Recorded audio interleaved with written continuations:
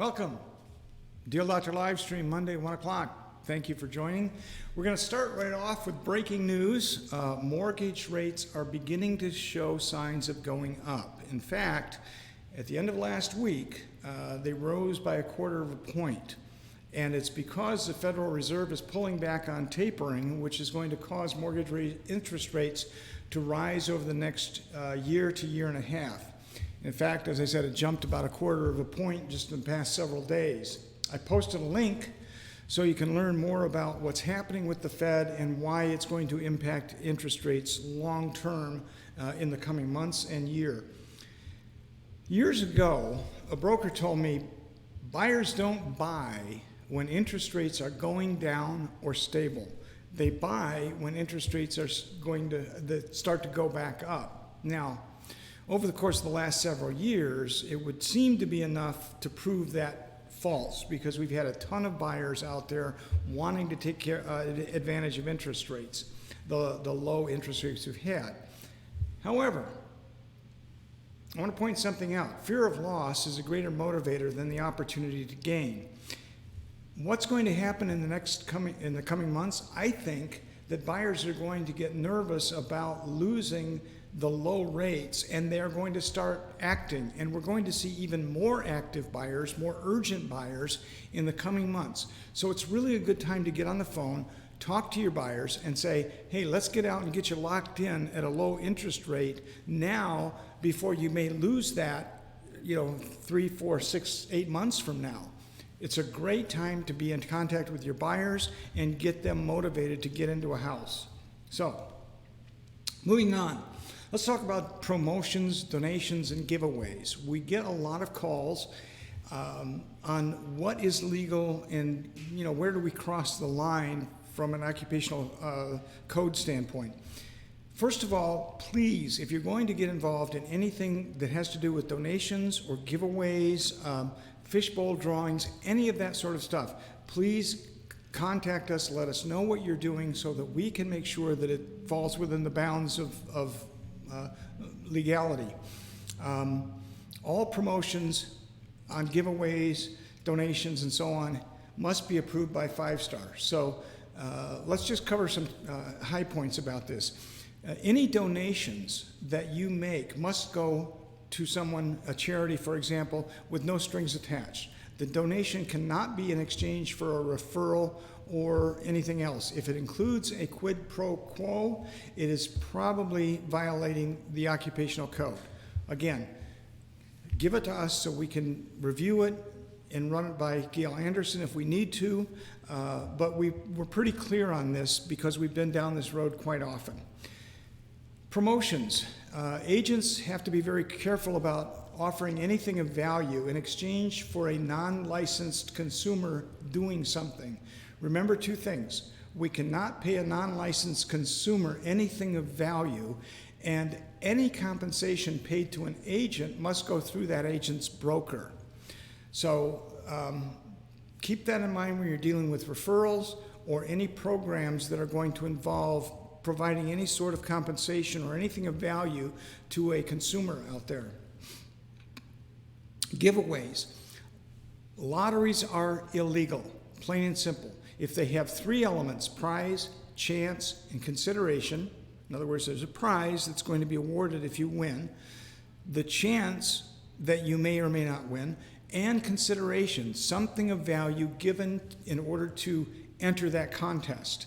If all 3 of those elements exist, it's illegal. Fishbowl drawings, for example. Fishbowl drawings may not be used for one specific property. That is, for example, leaving a sign-up sheet at an open house for the buyer to provide their contact information or posting on Facebook.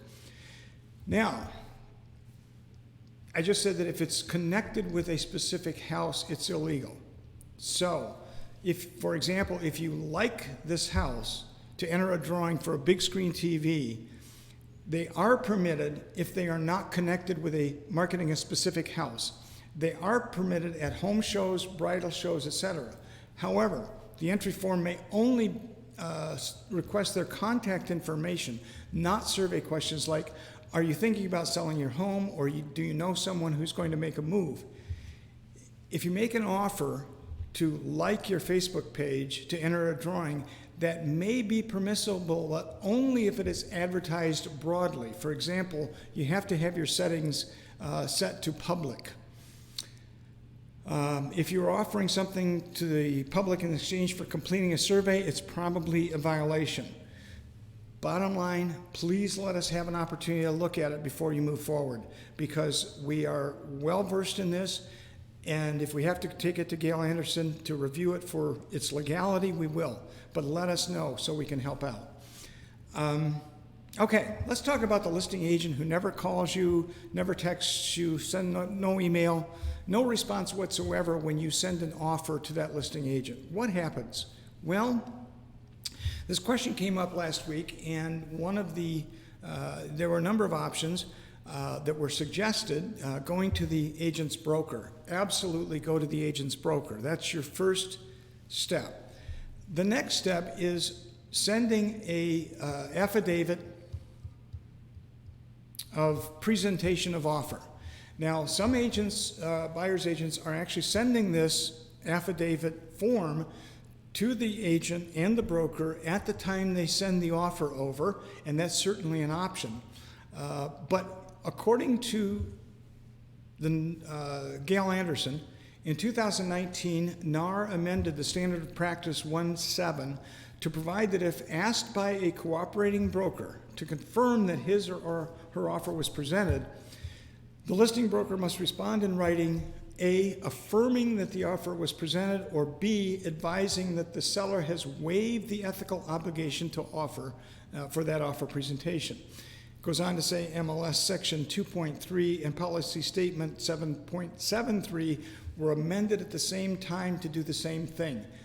But all that gets you is a violation if they don't fill out that form and send it to you. It doesn't help you get your offer accepted. It may ultimately be too late.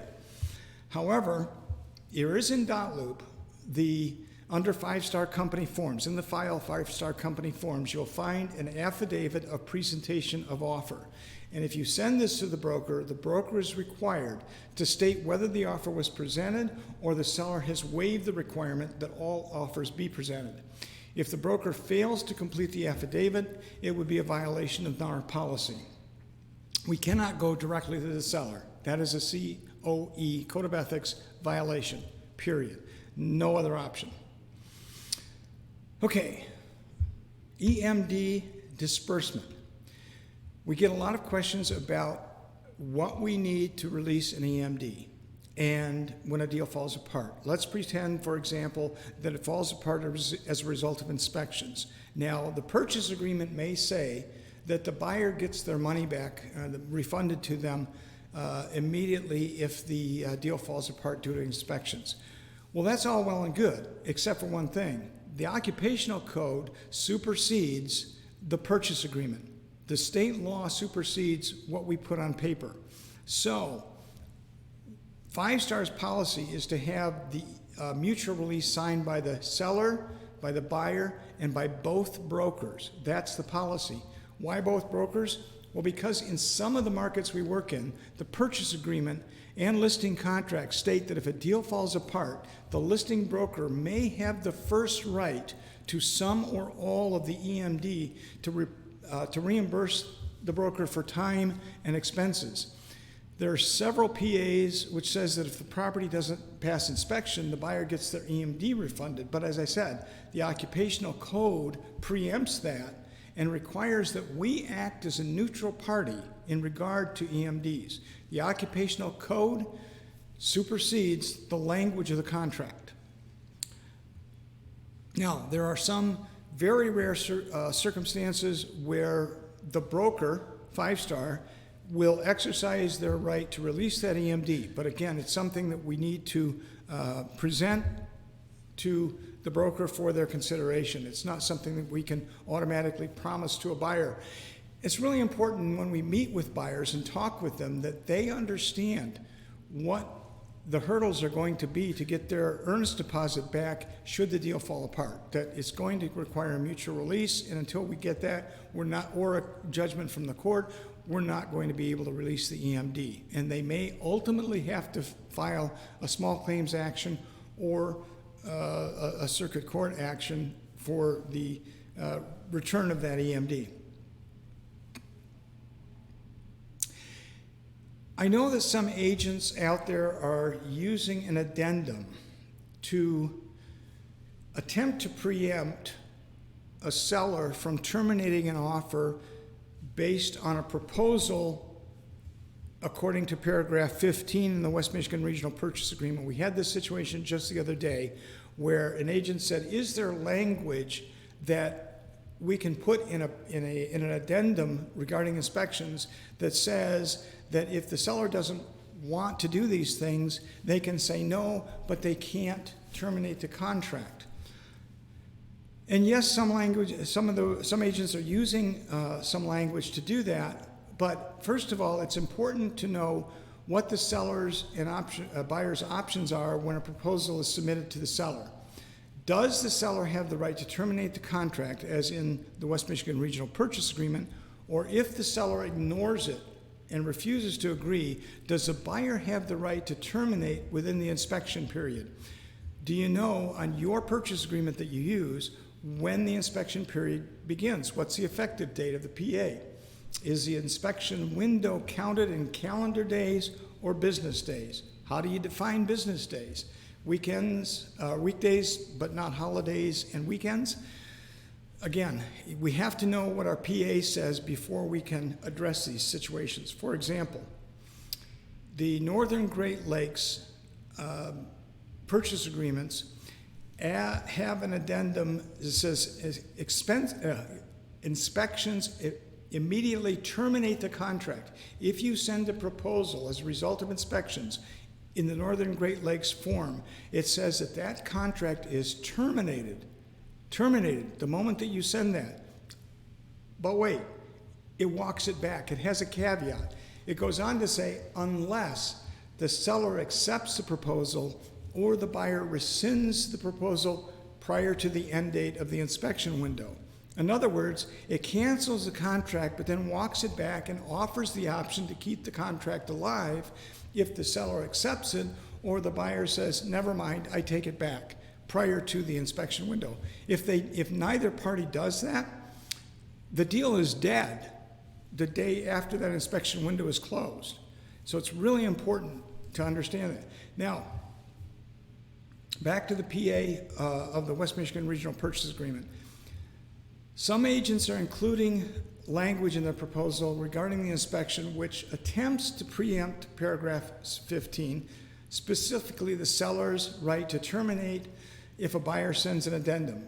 And I quote, buyer may ask for seller paid repairs without repercussion of cancellation of purchase agreement, allowing buyer to be fully responsible for any repairs should the seller refuse to pay any funds toward requested repairs. Again, we can see the purpose here is to not allow the seller to terminate the contract. And it may dissuade a seller from terminating the contract, and if that achieves the objective, great. However, it's not legally binding because the parties have already signed the purchase agreement, which has them agreeing to the terms of the West Michigan Regional Purchase Agreement, including paragraph 15, which says the seller has the right to terminate the contract. We can't change that by sending over an addendum that the seller doesn't sign. It's not enforceable. So just be aware that the seller still has the right to terminate the contract, even though you send over an addendum that says, hey, if they don't want to do this, it doesn't give them the right to terminate the contract. Well, actually it does. Although, as we know, it has worked in some cases to dissuade sellers from attempting to terminate the contract.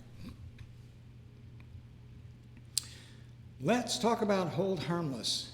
Every single closing that you do should have our client signing a hold harmless agreement at closing. If you close with Star Title, it will automatically be included in the closing package. However, If you're closing with any other company, any other title company, you must provide the title company with that document for your client's signature. It's really, really important that you do that and you take this seriously, because if we end up in court later about a situation that occurred and we don't have a hold harmless signed by the buyer, it could leave us, the agent and 5-star, exposed to liability later. Now, we raced through that a bit, so if there are questions, throw them out there and we'll see what we can do. No questions, apparently, according to Dom. Thank you, Dom. And I want to tell you, tune in next week. We've got a little something new and different, which I hope you'll enjoy. And we can finish up our 2021 with a sprint to the finish. And then a week following that, we're going to do something that should be kind of fun. I hope it will. Again, thank you for joining today. We went through all of the information that I had for you today, which was actually quite a lot in a fairly short period of time. So, thanks for joining. See you next week.